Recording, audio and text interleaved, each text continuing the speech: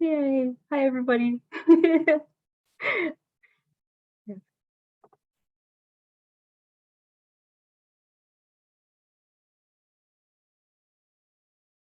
Um, Before we kind of start, I hope you guys don't mind. I'm recording this for people that aren't able to come. And yeah, so.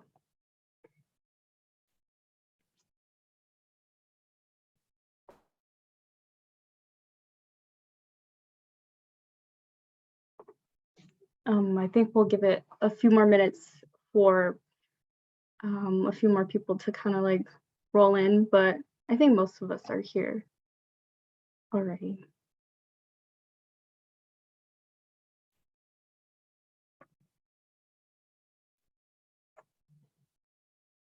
How is everybody doing? Good.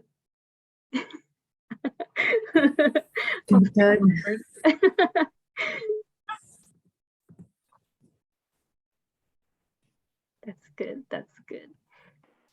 It's hard coming back after a whole 3 days off. So, yeah. Trust, I know. I was having a blast because I went to the Sequoias yesterday and I was just sliding down snow and having a whole experience. And then I was like, oh, wait, I got to go back to work tomorrow. Bummer. I hate it here. But no, but yeah, I feel you. It was so nice.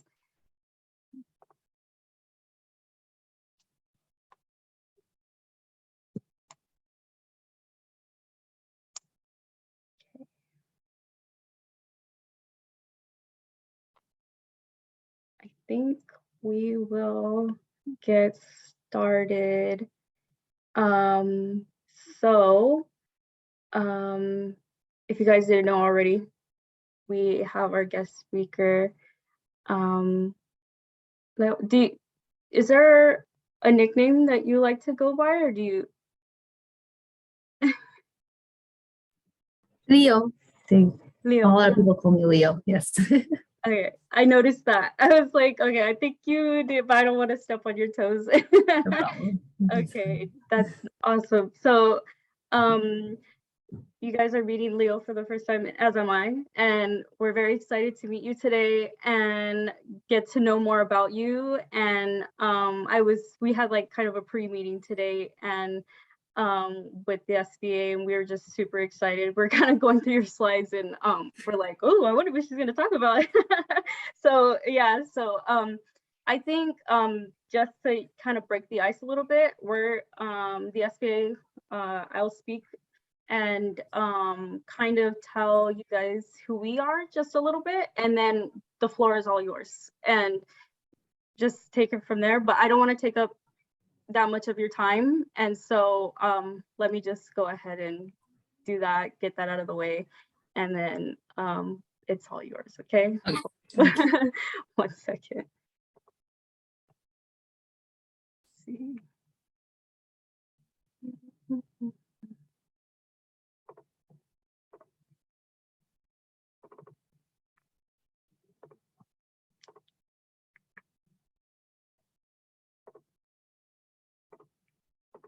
Are you guys able to see that? Yes. I don't know why it's not letting me show it like another way, but for like our mission and everything. No, we only see the downloads. Wait, look away. Don't look at my stuff, please. So, yeah, I don't know why it's not letting me see it. Okay. Let me see.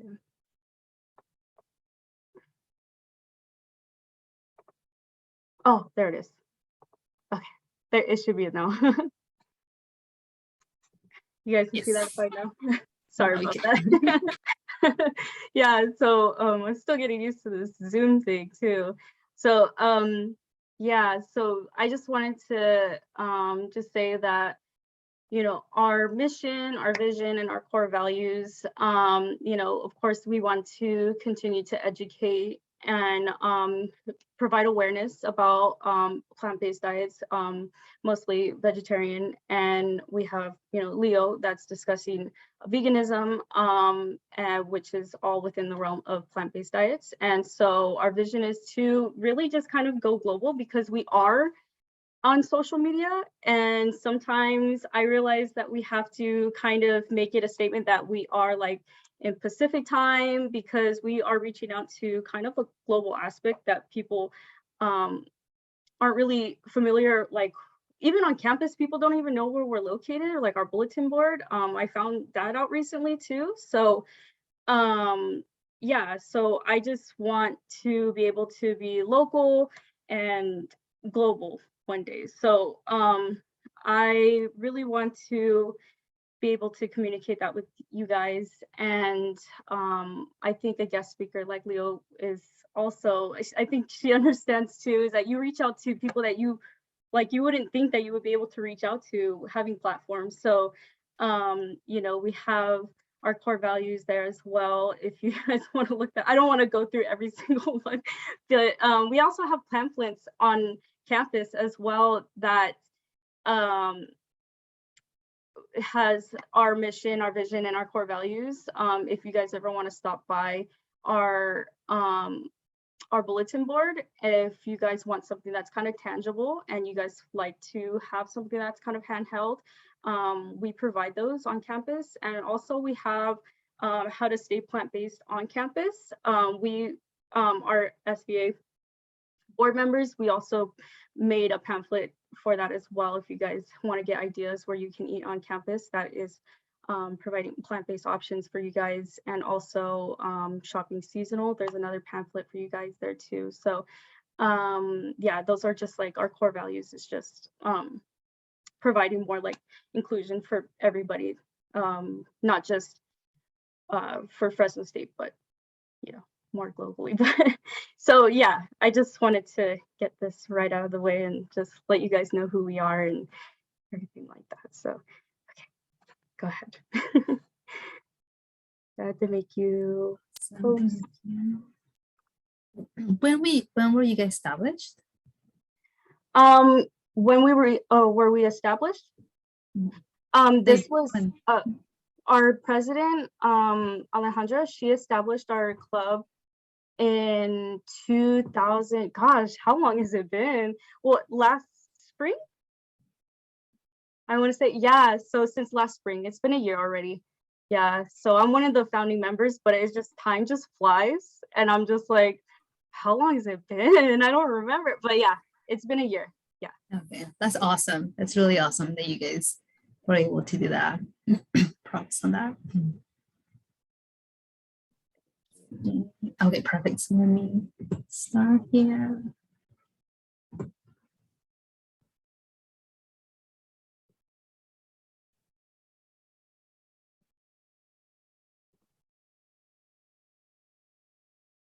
And then during the time, I'll kind of just let people in while you're speaking. And are you guys able to see my screen? Okay. Perfect. Thank you. Okay, so first of all, thank you so much for inviting me to do this presentation. I always get really excited to be able to give back to my community, not only to the dietetics or nutrition community, but any Fresno State community, since I am a Fresno State grad. So we're going to talk about the past, present, and future of veganism and other things. So here are some basic objectives. We're going to go over what is veganism in your own words, the journey of it, how it all began. Just kidding.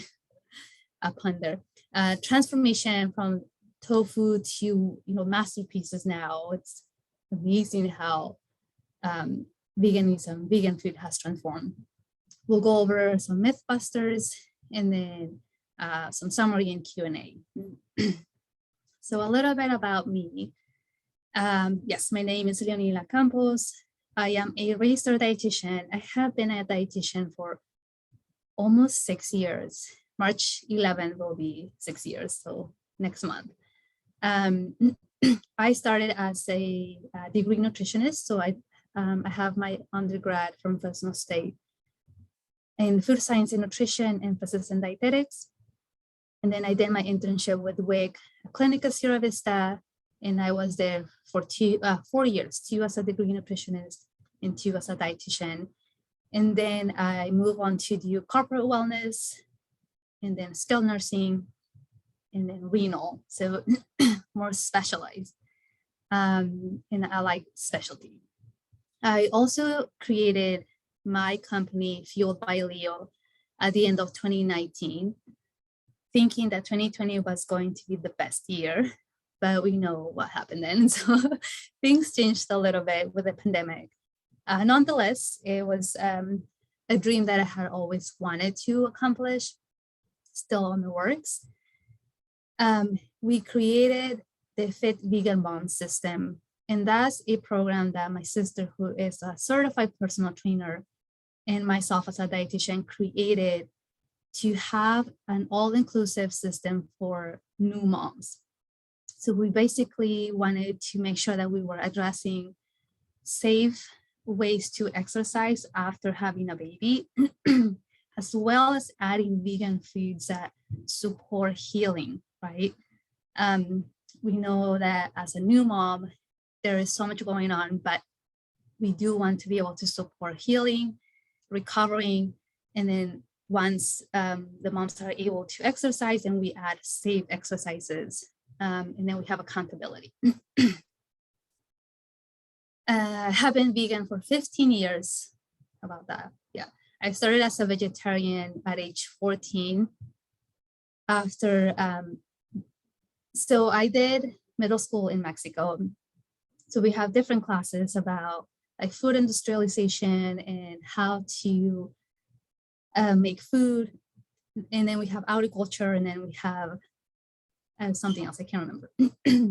So thinking, okay, I don't want to witness, killing animals or anything like that. I want to be able to process food, and then think about like, we also needed to process meat. And so one day our teacher said, well, now it's time to witness how we process a pig.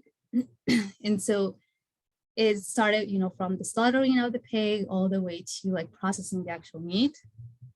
But unfortunately that day, the machine that they used to kill the poor pig wasn't working. So they decided to do it their own sadistic way of like using a sledgehammer and hitting the pig on the head. It was like, at that age, really, really traumatic, right? I could hear the pig cry. And until this day, I still do. And so it's at that point, as a, when I told my mom, okay, I'm not going to eat any meat, she freaked out. She said, you're gonna die. How are you gonna survive without any meat? So she tried to hide meat or animal products in my food. And I told her, you know what, Mom, don't worry. I know you're worried about me. I think I can cook my own food. Slowly, she began to understand that this is not just a temporary change, right?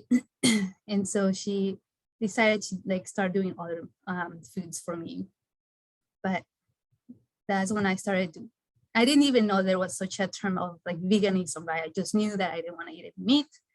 And then I found out that that was vegetarian, and now we know there's multiple aspects of it, right? But that's in a nutshell about me. I do have 2 boys. One is 5 and the other one is 1.5. So I stay busy all day.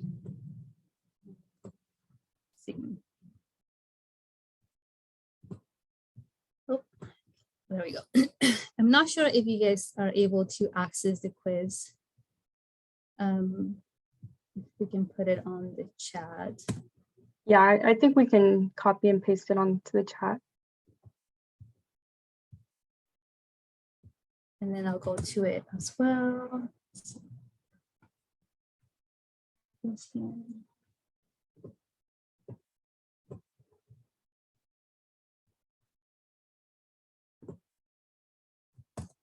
Okay, so if you're able to access it, it should take like 1 or 2 minutes maybe. And then I'll go to it as well. Yeah.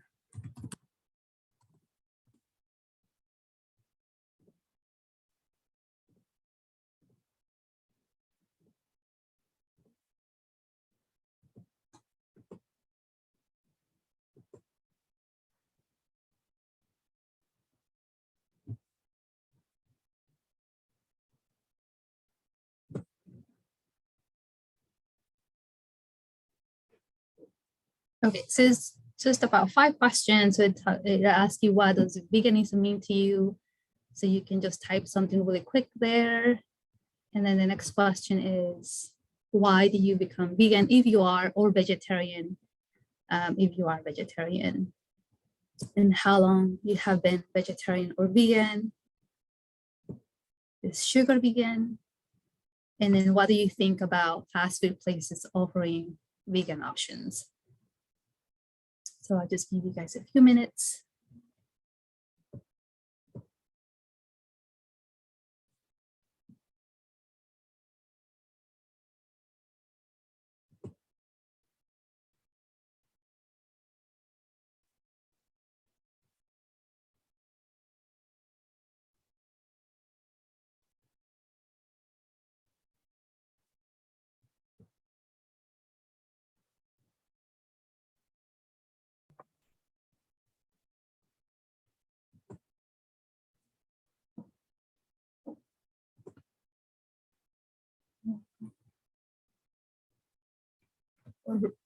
How do we do these? We'll come back to it so that way I can give you guys more time to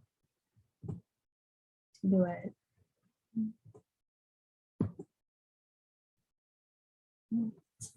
Yeah. Okay, awesome. Can you see the presentation again? And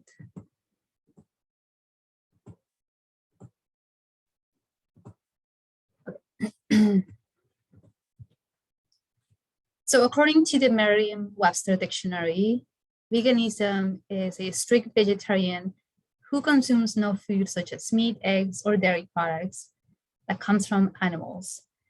Also one who abstains from using animal products such as leather. Let's see. And there's different types of veganism, right? Or reasons why someone becomes vegan. Either because they're animal lovers and just they don't want to eat any type of animal products, environmental reasons, reducing the gas emissions and things like that. For health, maybe someone wants to try veganism to be healthier or to improve chronic health conditions, or ethics, right? They just see that eating animals or consuming animal products is unethical. So those are some of the reasons, right, or types of why someone becomes vegan. So let's talk about the journey of veganism. So the term was coined in 1944. Let's see if I can find that here.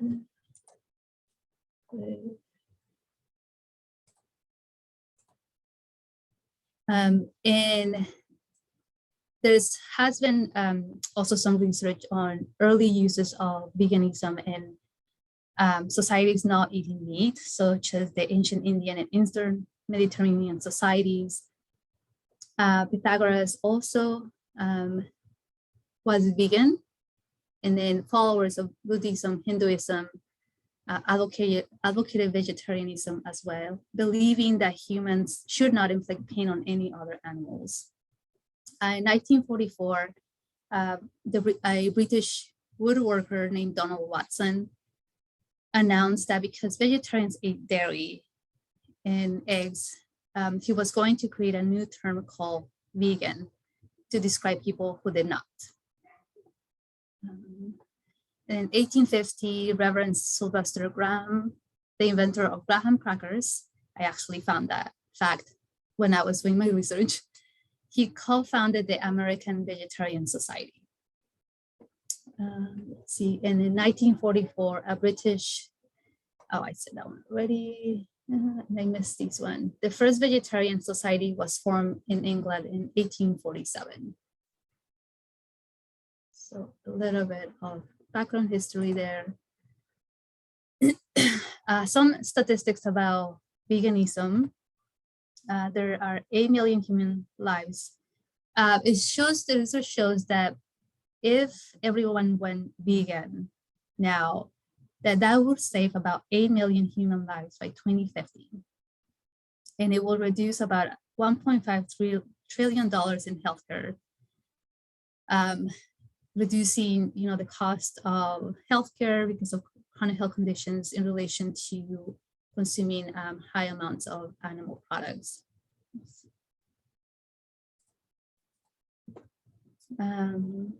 The interesting fact here is that as we start to see veganism become more, what's the word I'm trying to find here? Not popular, but I guess more people know more about it. The food industry is also benefiting, right? The alternative protein industry raised $3.1 billion in investments in 2020. And that has been just recent, because when we look at how vegetarianism and veganism have evolved, right, it hasn't been until the last probably 5 years that we have seen a tremendous growth. And more people are wanting to get more plant-based alternatives, and either for whatever reason, but we are seeing more food industry companies be able to come up with like plant-based sources, right? And so of course they are benefiting as well with the movement. The plant-based meat, egg, and dairy companies received 2.1 billion in investments in 2020. That is a massive amount of money. The lunches with vegan and plant-based claims grew 21% and 58% between 2015 and 2019, respectively. So we can see that almost twice as much, right? Like I say, in just the past 5 years, we have seen a massive amount of growth in the past 2 years, which is also projected to just continue to increase as well. The vegan leather market is set to take over the animal leather market by 2025. So some things, if we use leather on especially shoes, right? So it's really hard to be truly vegan because there's literally animal products in pretty much everything that we use, right? And then everything that we also wear, right? Like our clothes, our shoes, our hair products, soap. And so it is, in a way, it is good that more industries, more companies are trying to find ways to make products that are vegan friendly or vegetarian friendly or free of cruelty to the animals, because it makes it a lot easier for us to be able to find those products. Let's see, some more statistics here.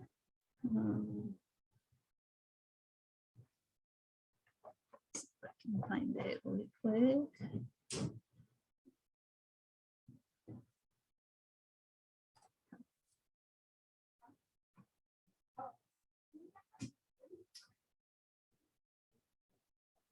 Bear with me for 1 second.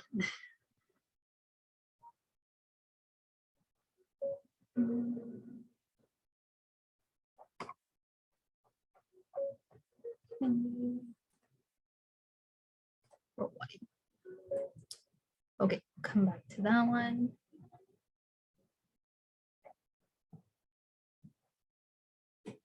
Okay, so in the US,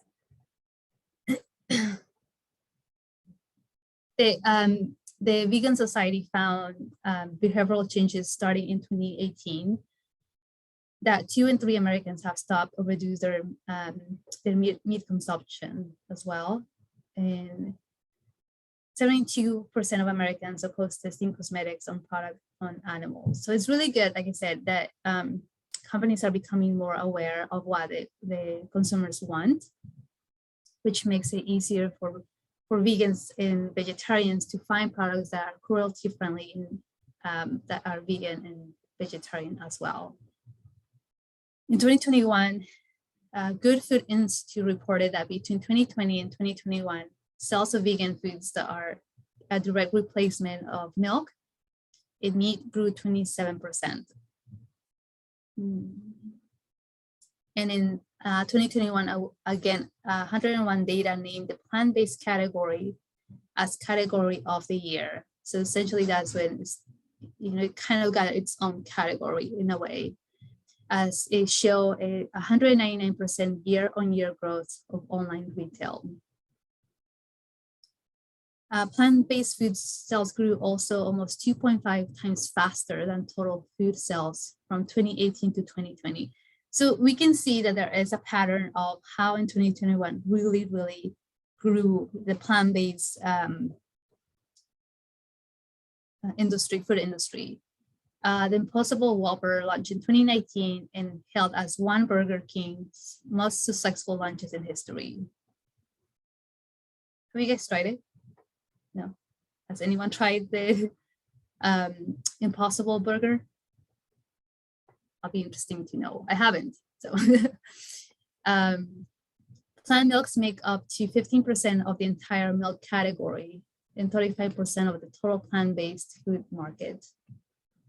So as you go into like grocery stores, right, and you start to see the milk-free products, so like milk replacements, and you used to see just like soy milk, maybe almond milk, a couple of years back, 5 years back. Now there's like banana milk, and there's like hazelnut milk and oat milk. I mean, it's a massive amount of options that we have, and I'm sure it's just going to continue to grow.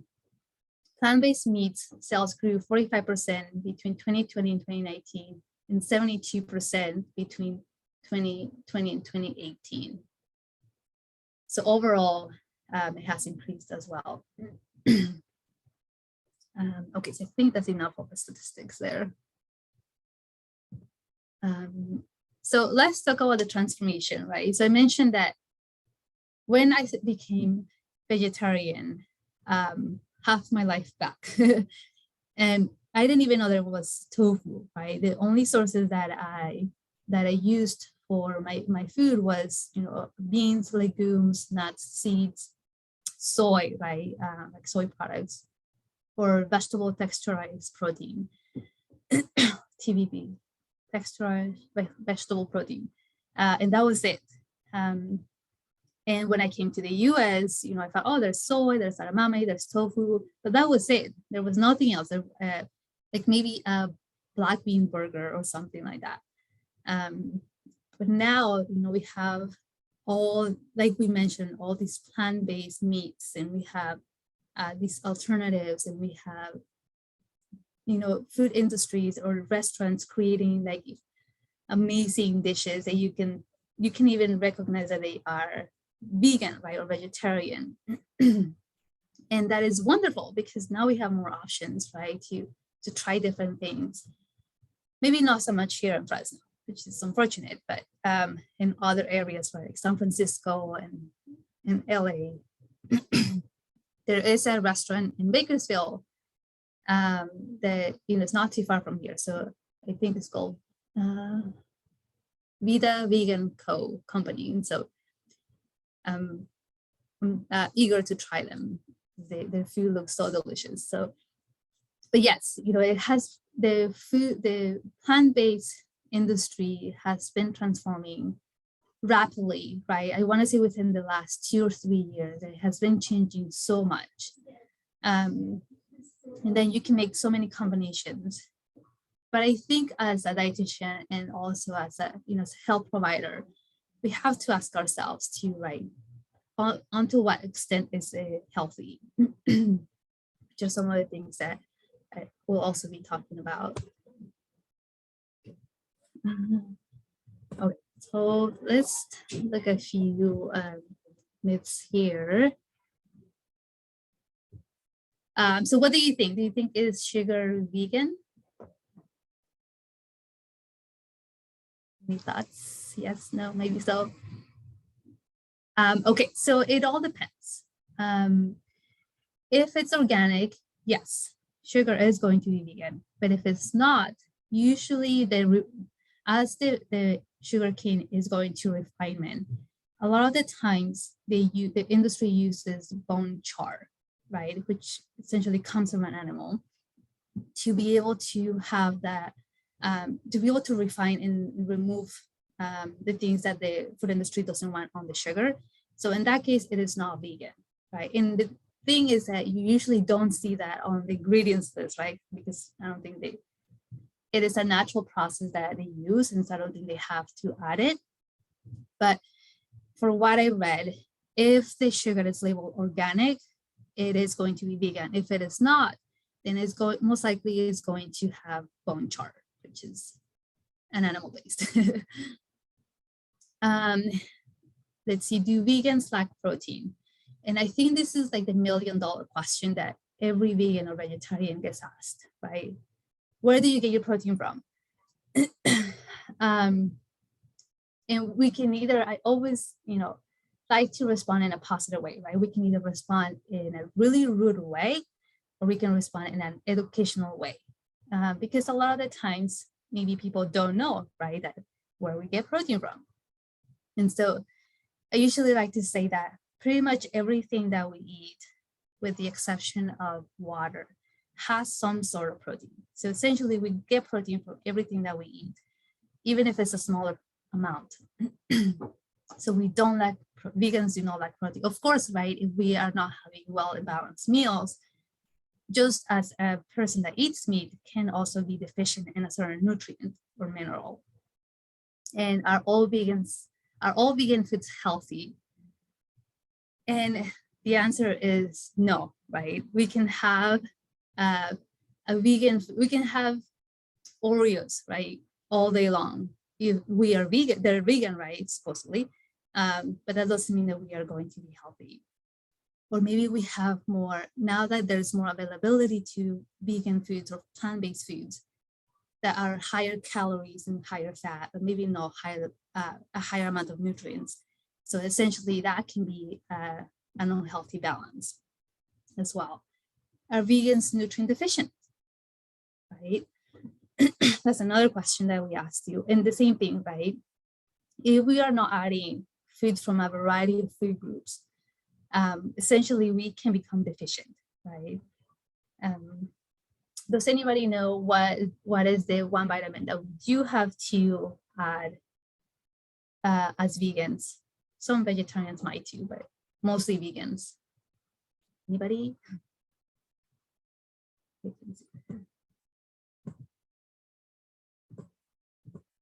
I think it's in the chat.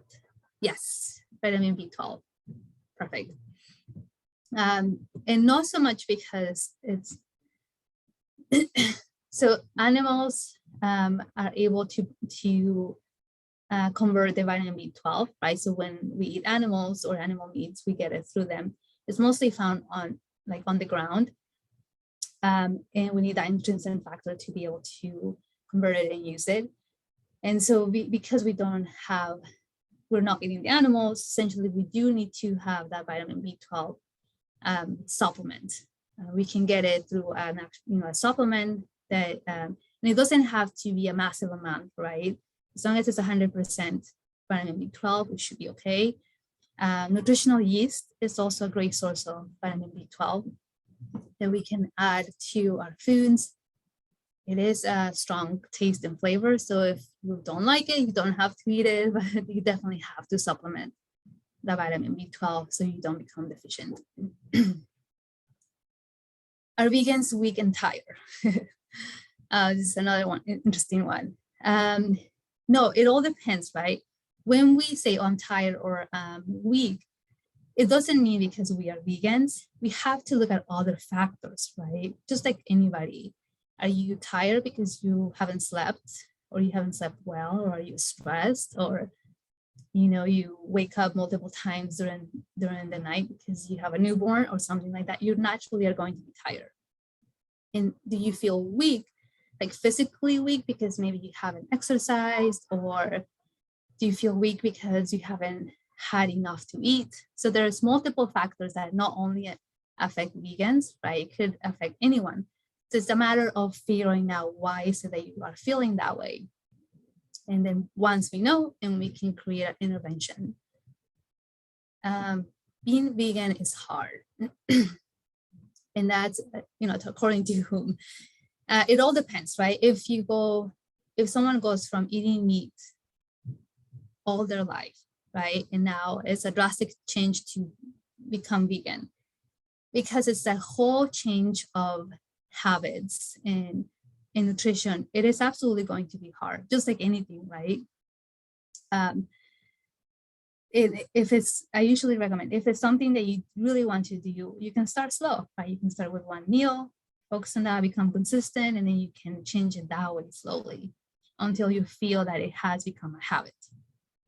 I usually don't recommend that if someone comes to me and says, oh, I want to lose weight and I want to follow a vegan diet, and that's it, once, I don't want to learn anything else. A lot of the times, just like any other diets, right? We know that they're not sustainable. If something is hard to do and we say, yes, I'm 100% sure that I'll be able to do it, most likely it's not going to happen, just because we have habits that we have created over time that are really, really hard to change unless if we change them slowly and consistently.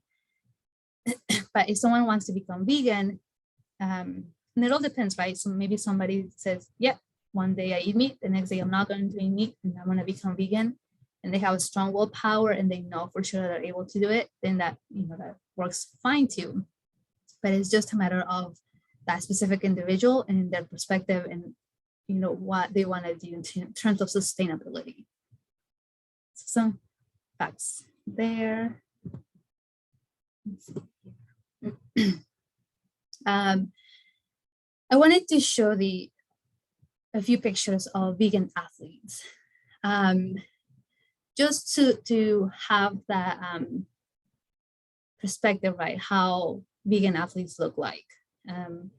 A lot of the times when someone says, I am vegan, or when we think about when someone says, oh, I'm vegan, obviously the first thing that we think about is like, oh, maybe they're hungry all the time, or maybe they need protein, or they're angry all the time. We don't really think about like athletes being vegan, right? But there are so many athletes that are vegan. We have a snowboarder, we have Kelly, and we have Mo, who is a cyclist. We have a weightlifter, a bodybuilder, a boxer.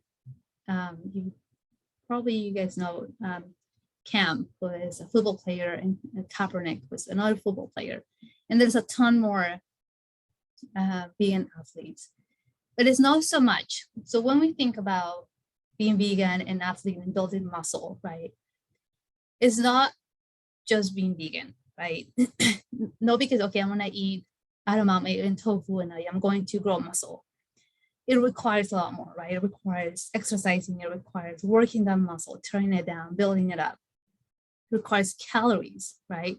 Yes, as vegan and as vegetarians, a lot of the times we have to consume more calories to be able to sustain performance, to be able to build muscle. Because actually building muscle requires a lot of work. It's, making sure that you are eating enough calories, and also exercising the muscle to recovering. So it does take a lot. But it's not that it's not possible, right? We have so many athletes now that are trying to go vegan, not so much because maybe at the beginning someone heard, I follow a vegan diet or a plant-based diet and it helped me recover better, which it does. So when we think about the power of food, right, it is really amazing what nutrition can do, because the more plant-based sources that we add, coming from whole foods, right, fruits, vegetables, whole grains, our plant-based proteins, our healthy fats, all those foods help with inflammation. Versus when we take a look at, even if it's like a plant-based fast food, right, a hamburger or fries, they are still higher in calories, higher in refined sugars or carbohydrates, and they are low in phytochemicals, right, in fiber. So even if we compare, let's say we have one person eating just plant-based processed foods and one person eating whole foods, right, vegan whole foods or plant-based whole foods, we can absolutely see the difference in terms of inflammation, how fast they recover, their bowel movements, right, bloating, all those things. So when we hear athletes, oh, I recover fast, or I'm able to perform better, that's because we're adding plant-based sources, we're adding those phytochemicals, we're adding those antioxidants, right? When we think about that chemically and biologically, our bodies are recovering faster, right? Antioxidants help with oxidation, right? So it protects our cells. Phytochemicals and fiber also helps with just overall energy. And so we can see, right? We can say, okay, it does make sense why plant-based athletes or vegan athletes are recovering faster or healing better because of the foods that they are adding that are helping to reduce that inflammation or helping to heal better or helping to take more oxygen throughout their blood or throughout their body. So it's pretty amazing when we look down at the cellular level and how food, right? It is true that food is medicine. And I think that if doctors and just healthcare in general focuses more on actual nutrition, right, and improving the nutrition of the entire population, we will decrease the amount of healthcare costs, but also save so many lives.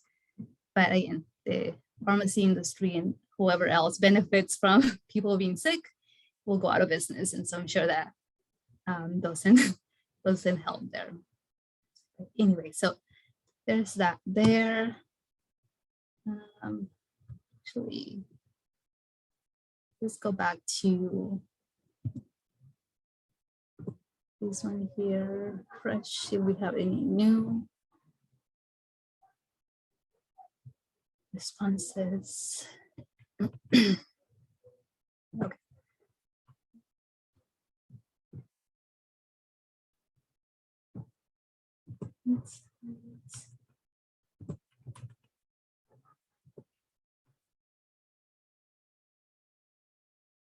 Statistics.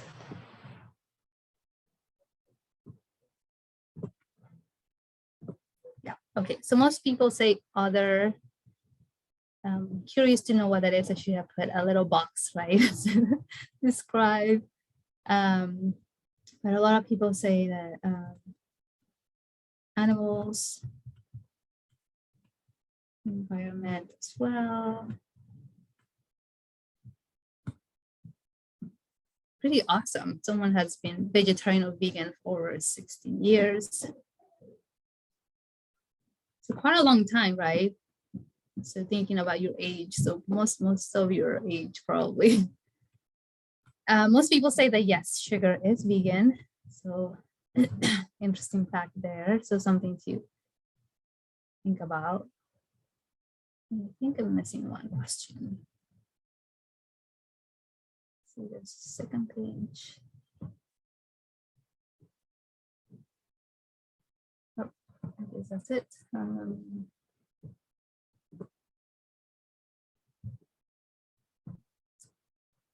This one here. Okay. So what are your guys' thoughts on fast food places offering vegan options? If you want, you can unmute yourself or raise your hand or put it on the chat, whatever you like.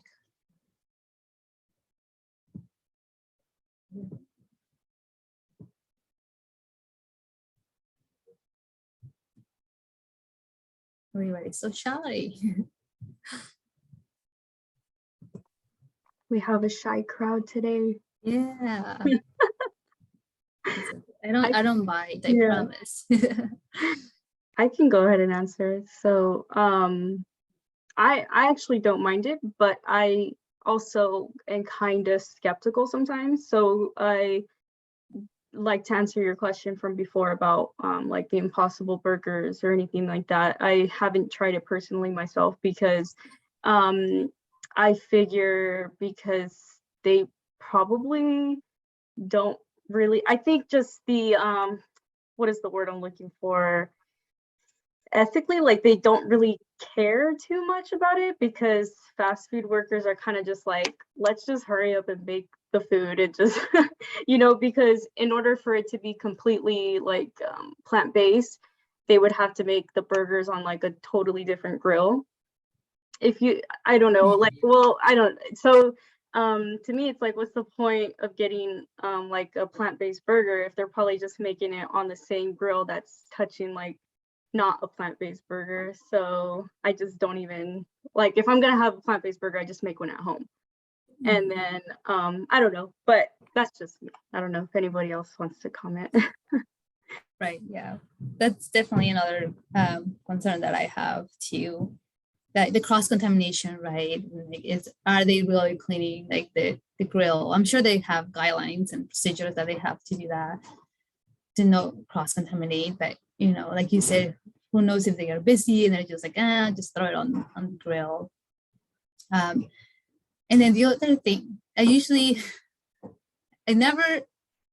so I don't eat McDonald's just because I don't support them. But anyway,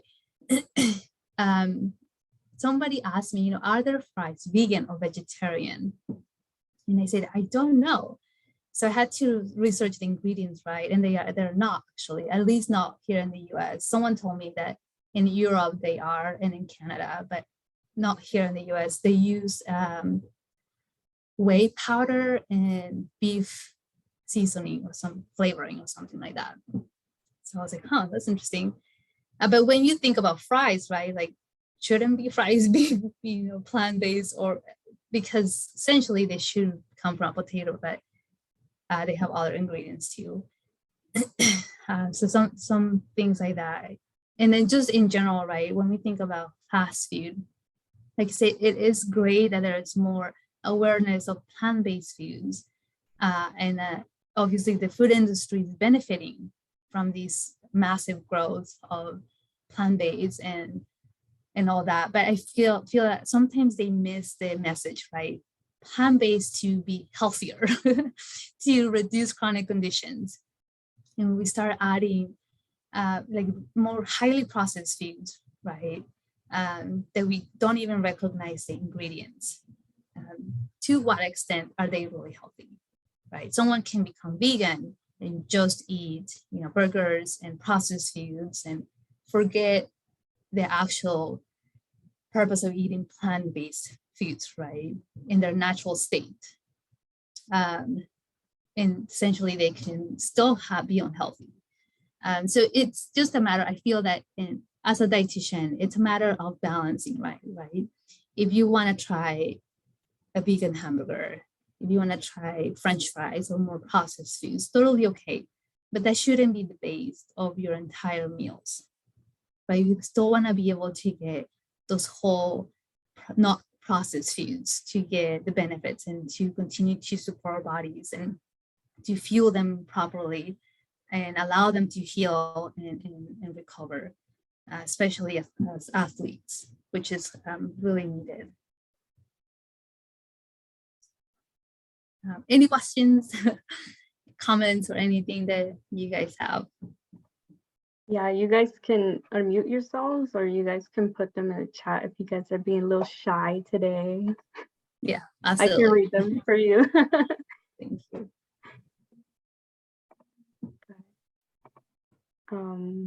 I think that was really interesting about, I didn't actually put 2 and 2 together about athleticism and recovery time with inflammation. I thought that was very interesting. I never really thought about that. Right, and usually we don't think about those things, right? But that's essentially, that's what it is, right? With our food. So if we have, if we consume mostly foods that foster inflammation, which are highly processed foods, and we don't eat a lot of those plant-based, fruits, vegetables, whole grains, which provide the antioxidants and the phytochemicals, and it does affect our performance and our ability to heal and recover, especially for an athlete that you're turning around muscle constantly as every time you train. What's the question? Thank you. Love today's presentation. It was super informative. Thank you. I don't get to do these very often, especially for vegans or vegetarians. So it's awesome. I'm glad that you liked it. Let's see. Any other questions, guys? Here is my information. So that's my Instagram, my email, my phone number, my website. I'm working on a new one, but for now, that's what it is. So if you want to reach out to me, the best way is either Instagram, email, or you can call me at that number. Yeah, those are the best three for now. And then I also wanted to go back to the sugar. That one kind of threw me for a loop because I was just like right off the bat with my team members too, our board members, we were kind of like doing the quiz beforehand too, and we're like, sugar, duh, it's like vegan. And then I was like, oh, I didn't think about how it's processed. I actually didn't think about that because I think that's also a controversy about palm oil, I think. Is that? Yeah, so palm oil, like if that's one of the ingredients, then it's not vegan. Or actually, I'm not an expert like other people, but I think that's another thing that I've heard too. I didn't know that. So right, yeah. And a lot of other products too that we might think that they are vegan, right? But if they use the interesting thing is that if it says natural flavors or natural ingredients, if they come from an animal, they are natural in a way, right? But they're not necessarily vegan. And so I think now that,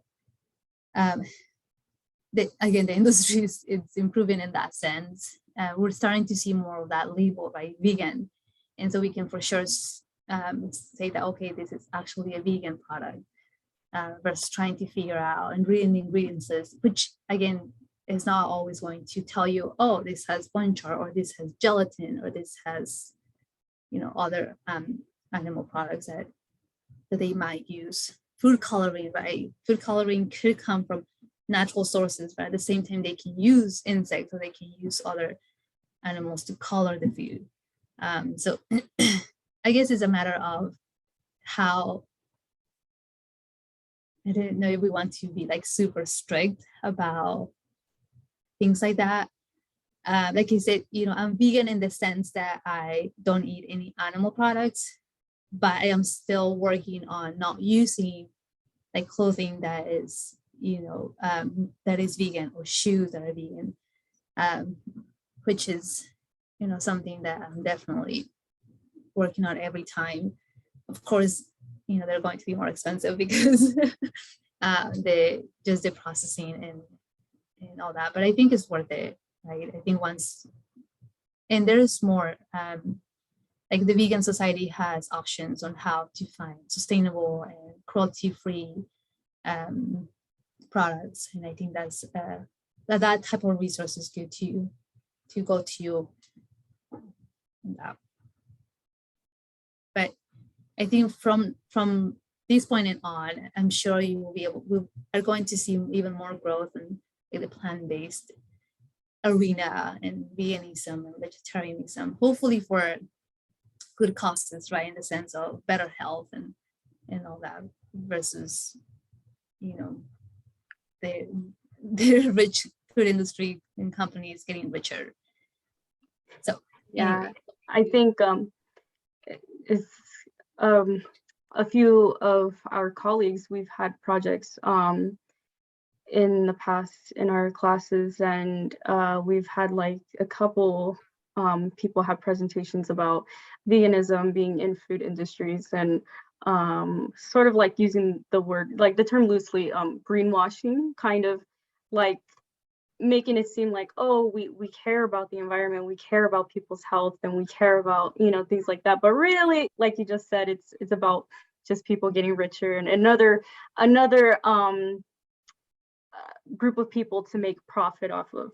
Like, we couldn't really reach out to vegans before, but now with this burger, we can. So it's another way to make a profit. But then at the same time, it's like you can't really be too mad because it is a little bit more sustainable. And it's like, so it's such a thin line. So I love that you know, are just touching on those statistics.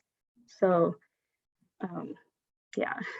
Right. Yeah. I'm definitely curious to see where this goes, and you know how things change. And I know that there is some states like New York decided, I don't know if you guys saw that they introduced vegan meals or lunches into the schools. So I think that there is some positive changes there. And I think if, you know, if it's planned out well, and obviously the kids eat the lunch, because if they don't, then it's like, okay, this didn't work, let's move on to the next thing. But I think if it's planned out well, it can definitely make a huge change, right? Because when kids eat something and they like it and they go home and they ask for it, and that's how parents are able to introduce it at home, if it works for the kids. Yes, so hopefully this was helpful, guys, and interesting. If you have any questions for me, or if you need anything, or if you have any comments or whatever, you know, you have my contact information. And best of luck to you all. I know you're in school, and what's February? Okay, so finals are coming, midterms maybe, I don't know, it's been a while, but stay strong. I know it's really hard with COVID and virtual learning. I give it to you all because it's not the same as going into the classroom. So stay strong, guys. I think there's a few more things. You all are very welcome. So take care. And yeah, if you need anything, let me know, okay? Stay safe, everyone. Thank you. Welcome. Bye-bye.